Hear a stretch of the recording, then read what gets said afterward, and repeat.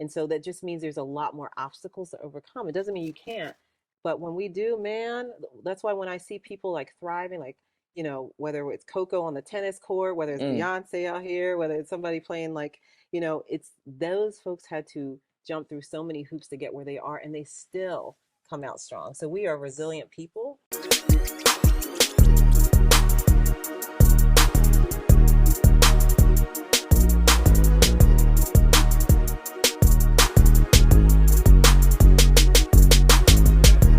Welcome to Moment Spotlight, episode 18 for the year. Joining me today is a very special Angela Ferrell Zabala. How you doing today? How you doing I'm today? good. I'm so glad to be here with you today. Yes, ma'am. Yes, ma'am. We're in like what, the fourth quarter of the year. Yeah. Can you kind of sum up your year for me? Wow. First of all, I can't believe that we're almost in October. It feels like September just started. But this year has been really incredible for many reasons. I'm the executive director of Moms and Men Action now, and that's a new role for me. I've been working at Everytown for gun safety for over 4 years, and I'm stepping up as Shannon Watts, the founder of Moms and Men Action, steps back after a decade of work. And so Okay. this year has just been really getting used to, like, what does it mean? What is my responsibility to the movement, to this work, to leaders and volunteers, particularly thinking about survivors of gun violence. So it's been really, I'm telling you, it's been a lot to learn. I'm on the road a lot, but I get to do amazing things like this, like meeting with you today, and the rest of the folks that we'll be talking to today. But it's really been exciting. Okay. So, like, taking on all those responsibilities, right?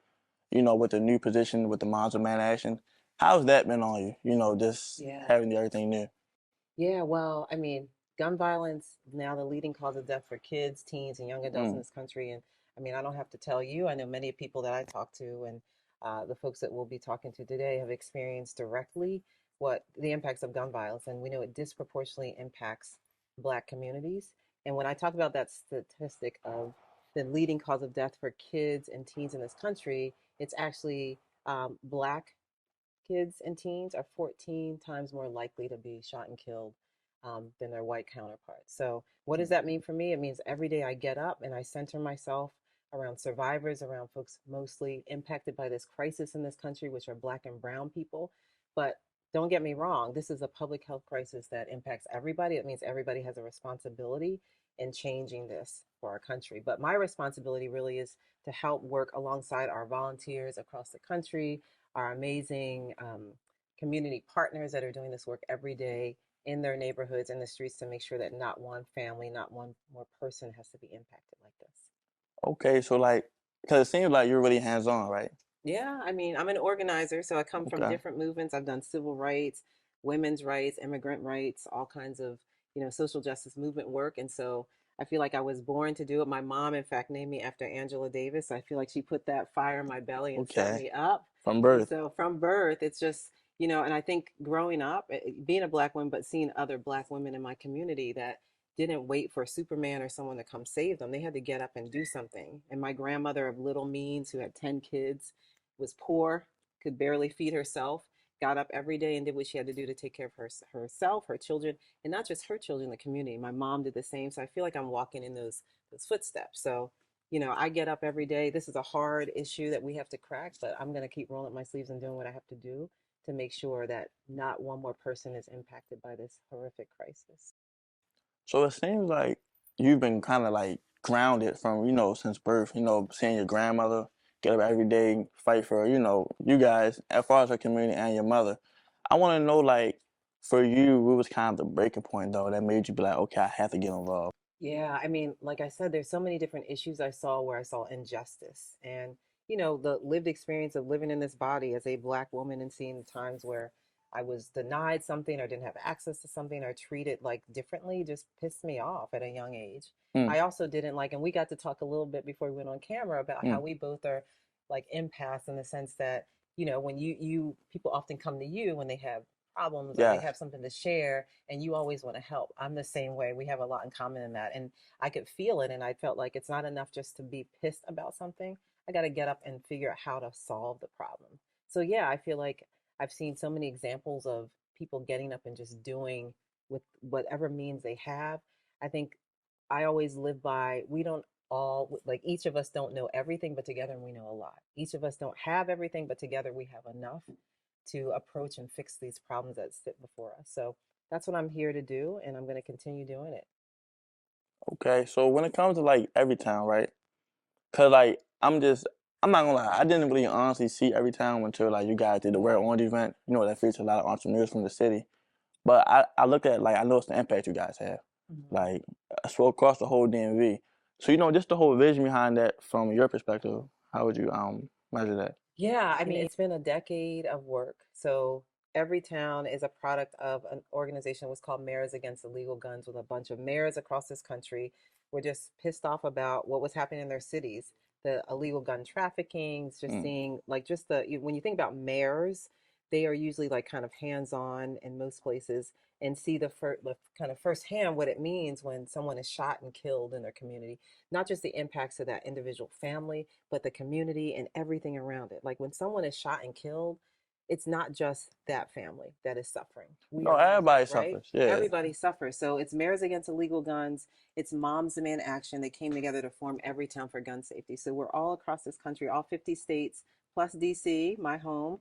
And we are out here doing what we can. And, as you can imagine, the solutions are it depends on the state, it depends on the city and what they Mm. need. But we're working on comprehensive, not just laws and policy change, but how can we change culture around guns too? So people know this isn't the first thing you turn to, right? How can we know that guns, it's not just about guns and laws and policies. It's also about how do we address the problems that are leading to the violence. We know that a lot of neighborhoods and communities, particularly Black and brown hoods, have Mm. been underinvested in for decades and decades. And so we are trying to look at holistic approaches and work with people that will help us figure out, not just the law and policy around guns, but also what are the cultural changes and the other reinforcements we have to put on and supports the community that help so that we're not in this predicament. How you say, these communities, like, cause I'm from a black community, I'm from Baltimore on the east side. So like I understand what you mean. Growing up, I've seen a lot of neighborhoods, like, in a sense they don't really care about us. And people do things like turn to violence. But like, what do you think like the underlying problem is? I I mean, Before you answer yeah, that, go ahead. let's kind of like step away from all the cliches, like, I mean, granted, these are real problems, no dad at home, money problems, but like those are recurring. I want to hear like, what do you think like the real Yeah, underlying what do problem I is? think? And look, I have four children. Two of them are 22, they're twins, and I have a 5.5 year old and a 7.5 year old. And so these are conversations that I have with my all of my kids, particularly my older ones. And I really believe that it really is um, over time just intentional lack of investment in communities. So that means anything from as simple as schools. What are our schools providing? What is Mm, the access to education that folks have? Even like, a lot of our schools are based on tax dollars. So if you're in a certain neighborhood, mm. people are paying higher taxes, then they're getting like computers and the software and the like state of the art equipment in their schools. Other schools are getting old books from like 10 years ago, Yeah, I right? experienced that myself. Yeah, Yeah. for sure. So I mean, it's like things like all that stuff comes together, like food deserts. The fact that Um, it's hard to find a grocery store, and like I live in Southeast DC, and I'm in a neighborhood that's pretty nice neighborhood ish, except for the fact that we don't have grocery stores around, and we had like it's harder to get. And that is when you think about Black and brown communities, that lack of investment. We're also talking about access to healthcare, mental health care, like just the wraparounds that I feel like it's a human right to have are not often present.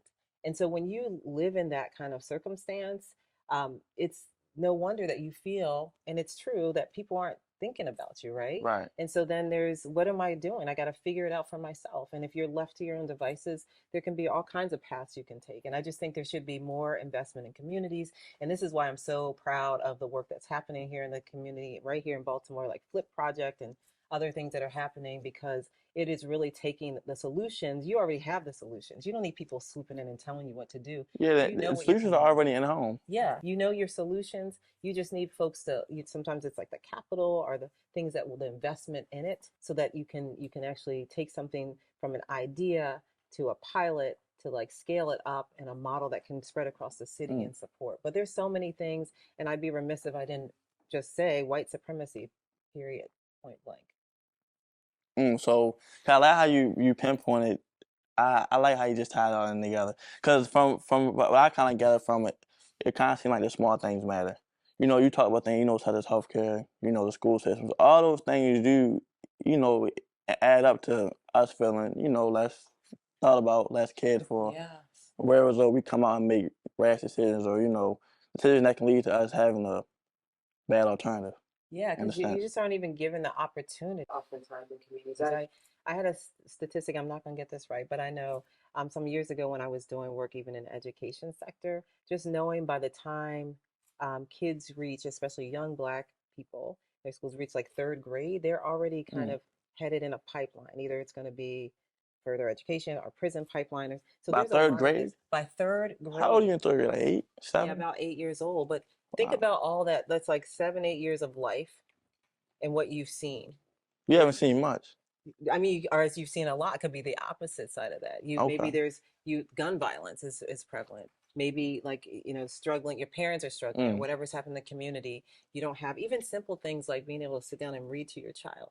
These are things that people don't think about, but all those layers of things kind of ladder up to a problem when it comes to violence, right? In our communities, and so it has to be addressed in a multifaceted way. And at every time in Moms Demand Action, we're looking at the problem from the angle of the guns are a problem, and we got to figure out Yes. how to make sure that they're not in everyone's hands, and that we have reinforcements and things that are helping the community, so this isn't kind of what we're resorting to. So I think it's like an all hands on deck, right? Like everybody has to contribute what they need to this problem, because it is a public health crisis at this point. At this point, it definitely is. You know, I want to ask you, cause I feel like you're speaking from the standpoint. I mean, you are, from as a mother, Yes, 100%. of definitely. When it comes to moms in action, right? Cause I know, like, I read an article that it talked about how you're out here arming these moms, you know, with the right tools to, I don't want to say mother, but you know, the right tools to make sure the community is good. Yeah, nurture. Nurture. There you go. Talk to me about arming these moms. Yes, and when you're saying with love, we are arming them with Yeah, not love, physically. right? No more guns. Not physically. Cause I thought they said no more Yes, guns. I said when you first said, I said, wait, are we doing this now? No, absolutely. So, as a mom, that's all I understand. And I feel like I've always had this underlying nurturing thing to me, but especially as I became a mom, every single time I held my children in my arms, I want to commit and do everything in my power to keep them safe. And then not just my children. What it did for me was open up to understand that all these are my children. Like this is my responsibility, this Mm, community. okay. So I think there's this natural sense of responsibility for keeping community safe.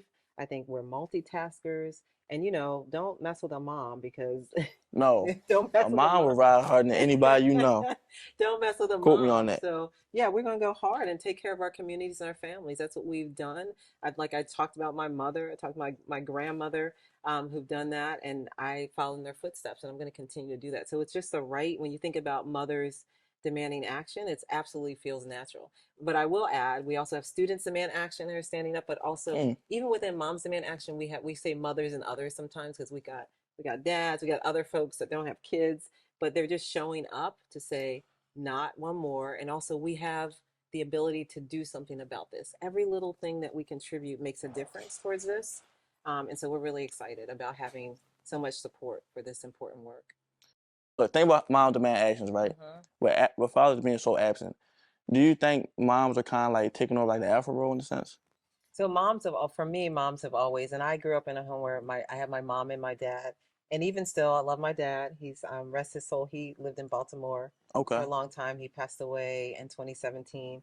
But I will say, still, mom was always fierce. Just especially when I just think of Black community, I think of the mamas, the aunties, the grandmamas, Mm. everybody who stands up and just really, it's just kind of culturally, we are taking care of everybody. It's just, I can't even really pinpoint it. It's just kind of ingrained. It's in my DNA. And I just think it comes historically. We've just had to do that for our survival. So I think, anything that we can be doing besides the work that we're doing around gun violence, which is really important, to make sure that we're giving resources and everything we can to those mamas, grandmamas, aunties, and everyone else that is doing what they need in the community to take care of the young folks, because it's important. You are the future. You are who I look to. You absolutely have it in your hands to make this world a better place, to make your community a better place. And so this is why I couldn't wait when I heard that I had this opportunity to come see you and come out today. It was just important because it means so much to me. You literally could be, quite literally, be my son. And so it means a lot to see this because, again, it's going to take all of us, but any movement in this country where we've seen significant change, let's look at the civil rights movement. Mm. Young people were the center of driving that. Like there's lots of folks that we hear about in history that are incredible, right? But young people were driving that. What they do, what young people do, is allow us to see outside of the box beyond, what is possible. And so that's what you're doing. That's what all these other young men that I'm going to be meeting with today and young women. I'm so excited about it. No, I like that. I like that you're putting that perspective because that's true. I feel like young people, not to discredit anybody, that's older, Yeah. but I feel like some young people, they come with the new fresh ideas. Because you look at somebody that's probably, I don't know, somebody born maybe the baby boomer era. Mm-hmm. They might be accustomed to, simple racism. Like, it's normal to them, but then you got somebody that's young. I'm new to this. Yeah. So like I'm new to this, so like we can change this because this is not what I'm accustomed to. Yeah. So I definitely like how you put Yeah, that. your perspectives are broader and you're coming in fresher. And, there's things over time, like I like to think I'm a young lady, but I sometimes have to realize that I'm not in your generation. And so what happens is over time, you get used to um, things how they are, like you said, the way things are right now, the way they have been, what you're used to. And sometimes folks are afraid to take risks or think outside the box or don't have the capacity to do so. So that's why multi-generational movement is so important. Mm. But in particular, I am so interested in centering young people in the solutions because you're going to own and hold all this. This is yours.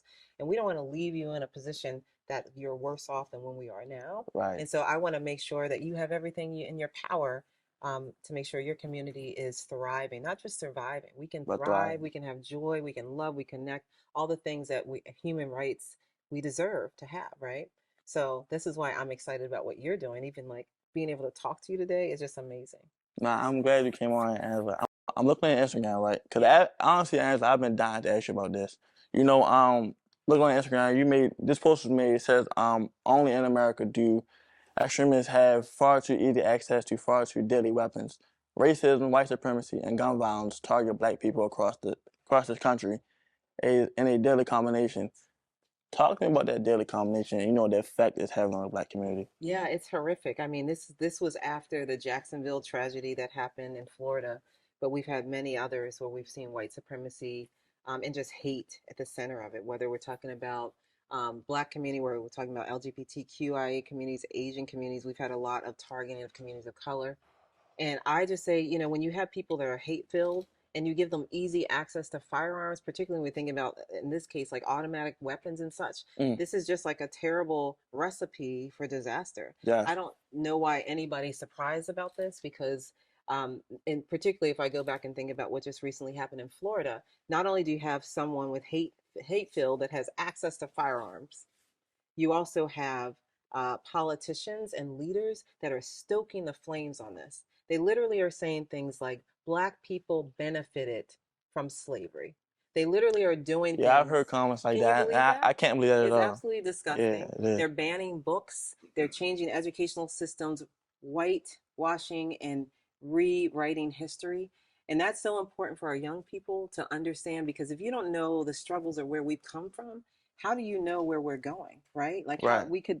we are doomed to repeat it. My mom used to always say, one thing she used to do, I'm going to tell you this, it used to drive me crazy.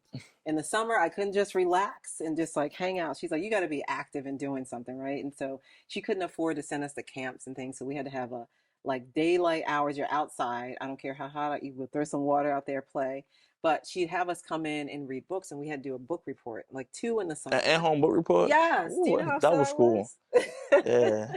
And I never understood it. And I said, Mom, this Mm. is summer break. And she said, two things were the reason for this. And one is they're in school not necessarily going to give you your history and the things you need to know about yourself. Right. And so it's my obligation to do that. Secondly, I need you to have like, you can't have an idle mind. You got to learn and understand because if you don't know it, you're doomed to repeat it. And now, as a woman with children, I look at my mom and say, like, how brilliant she was to do that. The same is here. We have to know our history. We have to know our struggle, what we've been through, and where we're going together. Because if not, we can have these politicians create these circumstances where they're throwing out lies, they're stoking the flames, and really making it hard for our community. So that's what I was really pissed off after this. And it's not the first time it's happened, and I'm not at all surprised. But I think more people need to stand up, particularly non-black people, non-people of color, and do something about this because it's absolutely ridiculous. And it's one of the most frustrating things for me to see, to have this kind of mix of hatred and guns, easy access to guns, which kills our communities quite literally. You know, I definitely understand that standpoint. You know, as I was reading this, right, like, because this kind of ties in what you just said. You know, you talk about white supremacy, being able to have access to all these weapons and whatnot. Is that kind of why you use phrases like disarm hate? Absolutely disarm hate because, like, what good is it if somebody is full of hate, regardless of who they're targeting, and you give them access to a gun? What do you think is going to happen? And Nothing. yeah, right. Nothing Nothing good. good is Nothing going to good. happen. And Yeah. and in Nothing some of good. these states, they've been literally rolling back protections for people, like even lowering the age to get firearms in some places, taking away people getting background checks, doing everything in their power to like encourage and allow the illegal trafficking of guns into our neighborhoods. And that's where a Mm. lot ghost guns, which are like these parts that you can get and build a gun yourself. It's not serialized, it's not traceable, and they push these into our communities. This is horrific. And so I Yeah, they really real get pissed popular off. down here. I hear that a Yeah, lot. yeah. So I get pissed off about this, but it's not inevitable. There are things we can do about it. Y'all are already doing something. You're doing something about it. Just making your voice heard, having a platform for people to talk.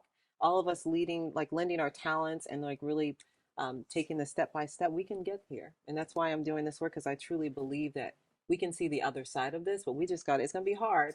We just got to stay focused and keep moving ahead. No, the other side is definitely in the view. I was gonna ask you, cause like you're here, you bless our city with your presence, but I just want to know like why Baltimore? Oh my goodness, Baltimore means so much to me. So first of all, I grew up in Maryland. I grew up in Okay. Howard County, but I went to school in Towson. I had friends in Morgan. I was all like, don't tell my mom, but when I was in school in Towson, I would be in Baltimore a lot, like UMBC or Morgan or Mm. whatever, like hanging out. There's a little party. I was here. My dad lived here before he passed away. He was here for a while, but Baltimore means just so much to me. It's a beautiful city. It's like incredible history. It's just, I mean, the beauty is just unreal. As I was driving in this morning, I just was kind of looking out the window and taking it all in. And so it doesn't make any sense that we have to contend with the kind of levels of crime and the disinvestment in our neighborhoods because this city is amazing. We have It amazing is. people It is. here. And so, yes, Baltimore. And I have like incredible folks like Tone and Keith and Justin and folks that I've been, getting to know over time that are doing good work here. And so absolutely. And I hope this isn't the last time. I hope you invite me back to this Oh yeah, of course. sometime. Angela part two. You know, I want to ask you, cause I feel like you have a real connection with Baltimore. You know, but do you kind of feel like, in a sense, think about like a child growing up in I don't know the west side of Baltimore, like in the Hmm. hood, Hmm. right?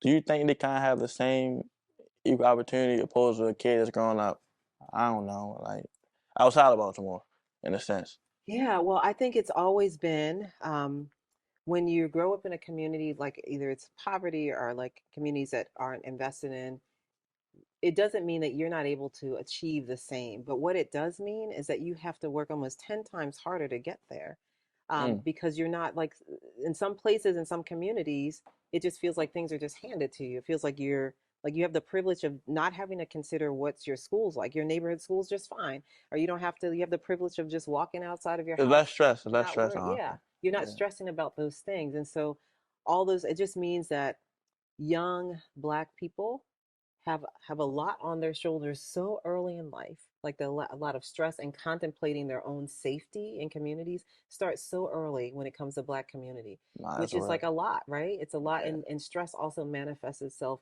physically in us in ways that means our health is impacted, what does physical and mental health.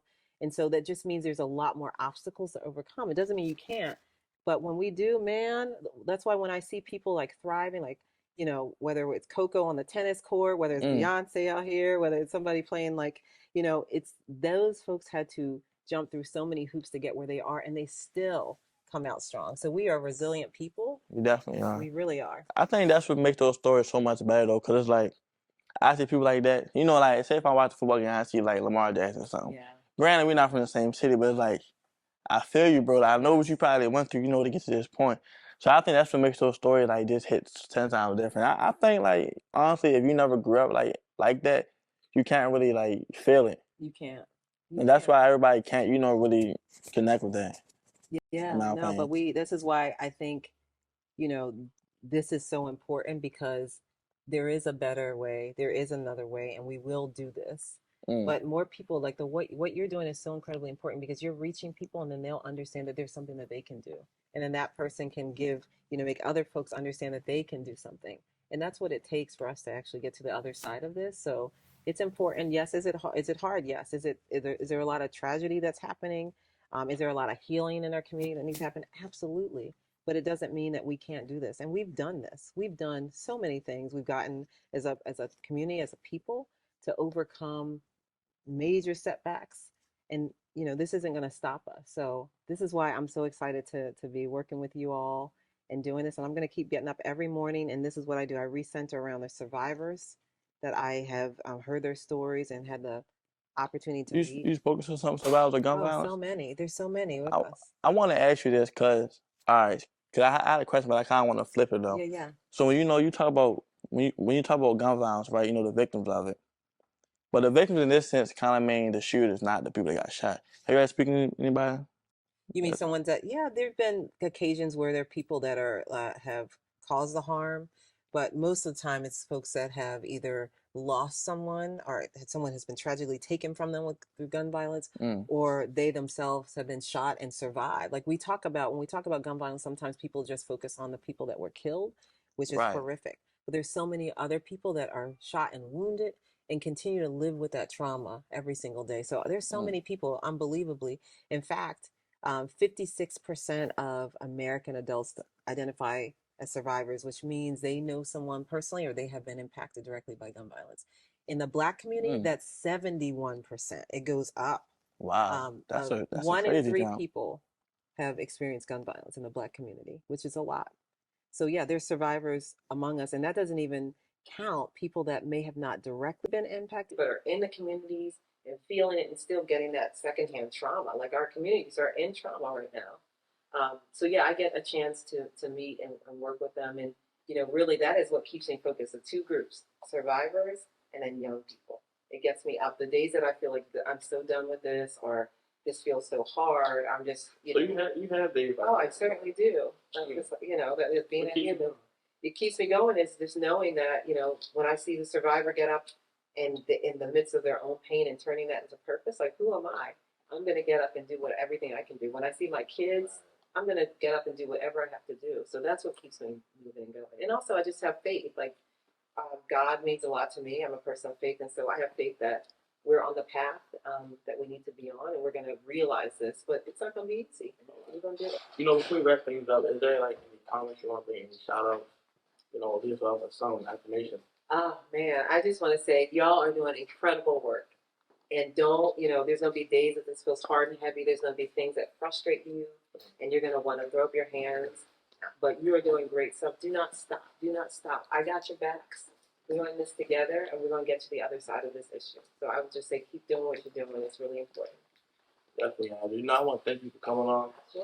Guys, like this is like this information you gotta soak it up because like it's really vital. This not just the one sided fight either. I want to also say that to you. Like I want to really commend you. Like the hard work you put in. It takes a lot. Like sometimes I know it's like you stand on your own, doesn't it?